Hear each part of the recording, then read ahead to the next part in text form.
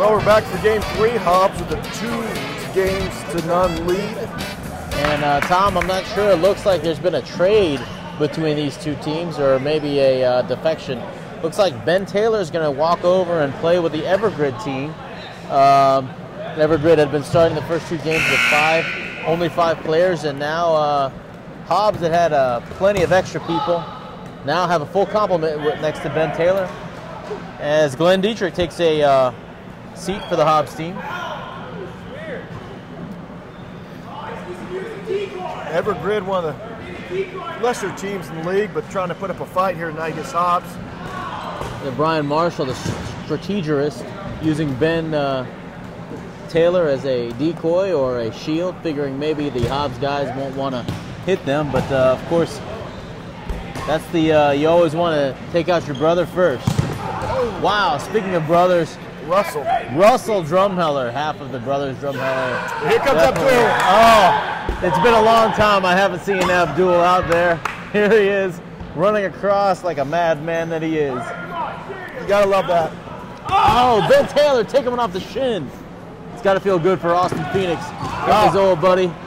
And how about Abdul there? Abdul is showing some fire that we haven't seen in the 2 seasons. It's good to see Abdul back, strong as ever, creating havoc wherever he goes. This is a stronger, a quicker Abdul than we've seen in the years past, Tom. His hair is a little different too. Here he comes again. Nope, decides better of it. Taking a look at Team Evergrid. You notice Jason Kidd talked to you before the game. Tom said he has a hurt arm. He's not able to throw. So there's another disadvantage for the Evergrid team, as they are now down to 3 players. Hard to play dodgeball when you can't throw, but maybe catch a few balls here and there and make a contribution. You can catch a few balls. You can stay alive by dodging anything. Remember, this is a consummate team sport, and you got to credit Jason Kidd for being out there. He can't throw, but he wants to help his team in any way that he can. Good for him. Good for him. He's not worried about the NBA playoffs. He's worried about dodgeball. Well, maybe that's why the Dallas Mavericks are in such a dire straits, maybe not make the playoffs, because Jason Kidd isn't worried about Dirk and that guy that shoots 3-pointers. Whatever his name is. Harding Nana? Sure. Nene? I think he played for Virginia Tech about 8 years ago. Oh, right. Who is that guy? Michael Finley. Michael Finley. Speaking of Mike, Mike Hefner showing some quick moves there. Oh, nice catch there by Glenner in the all-white, and for the first time, Brian Marshall's not the last one out. Good for him. And Abdul got hit. He's out. Not happy about it, but he's out. But you know, Abdul really has played a strong first series here. Like to see what he's doing out there. Jason Kidd and Mike, well, you don't have Jason Kidd anymore. He's going to take a seat. Mike Hefner now is the last man standing. Blue shorts there. Mike, a carryover from last year's team. John Simmons short arm that shot right there. That one was really high. Mike, not a lot of control on his throws there. Nope, but definitely in control of his body there as he dodged those 2. Austin Phoenix disappointed himself. How far is Austin from Phoenix? I guess about driving distance, maybe 7 hours. Texas is a big state. Big state. And it's hot down there. But not as hot as the dodgeball action here in this gym. Mike Hefner dodging right there. Thanks to Curtis Dawn, his teammate. Speaking of teammate, my teammate Tom Booth is struggling, folks. You think this job is all fun and games, and it is, but we're working hard. Tom Booth is working hard. He's fighting through the sickness just so you can enjoy this game a little bit more. And good thing for you, those of you who are listening and watching, is I have some sweet-sounding pipes right here. You know, I've been on television before and radio, so you know, I'm used to talking a lot. You know how to project. That's right. I do know how to project. Of course, you know, being on air with you, you're the one that's usually got all the hot air. You're this is rarefied air for me actually getting to speak. You can just go at it all night long. Yep. That's what the wife says.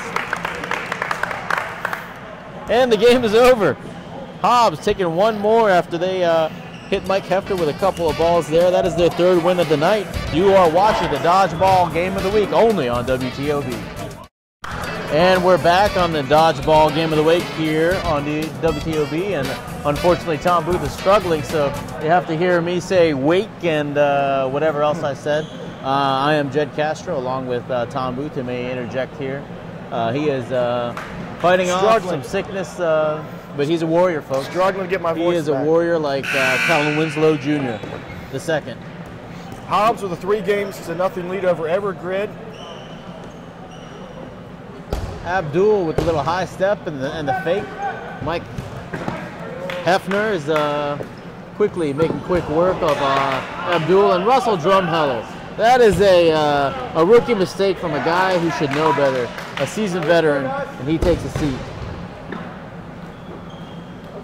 Well, that's a quick turnaround for Hobbes. They got a man advantage, a couple-minute advantage in Game 4 here. It's not a best of 7, just to win as many games as you can out of the 7. Remember, that's Ben Taylor in the far court, who normally plays for Hobbes, but right now is on the Evergrid team, giving them a full complement of 6 players. Jason Kidd, again, in the green shirt, can't throw, but he's out there supporting his team, leading his team by example.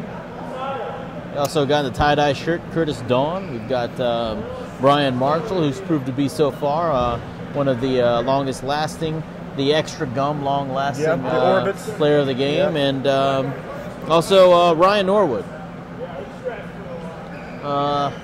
Once again, we've got a time limit of 7 minutes, and normally we're not going to get to that, but right now seems like these teams kind of just going to take a break, take a breather. Standing around, really. Feeling themselves out, maybe. And here goes Andrew Showalter, says, I'm tired of this. Let's get this game on.